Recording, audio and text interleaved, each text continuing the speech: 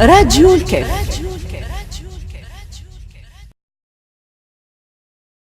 خاصة بكل صراحة ولو نحن عارفين الجواب، لكن كنا ننتظر وقلنا لعل فما حوايج معناها تنجم تصير من المعجزات، وكونه وزير الصحة والستاف نتاعو والناس اللي تحولت ليه باش يجيبوا لنا الحلول. لكن اليوم سمعنا في الراديو الصباح في اذاعتكم وكان من اذاعة الكاف على اساس اتفقوا في ثلاثة حوايج. الحاجة الأولى هو كونه مش يرضي معناها وزير الصحة يجي للكاف، وكان معناها اليوم باش نبعثوه باش يجي للكاف لازمنا نبعثوه وفد.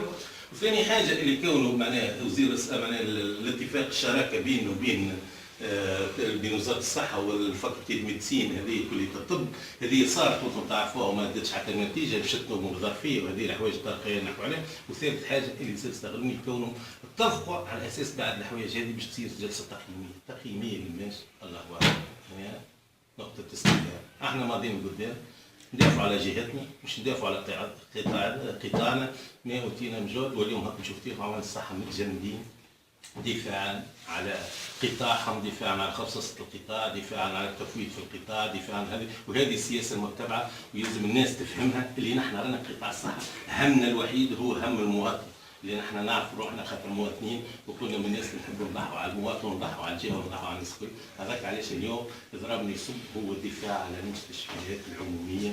هذا هو المطلب الاول تاعنا في اللائحه العامه، دفاعا على المرفق العمومي اللي الدوله اليوم بجميع الوسائل تحاول باش تفوت فيه.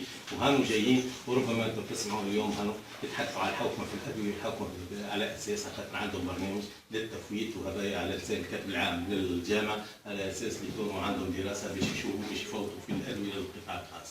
هذيك علاش الصحه ما تنجمش تقدم طونك مازالت لوبيات في القطاع الخاص تحكم. راديو الكاف.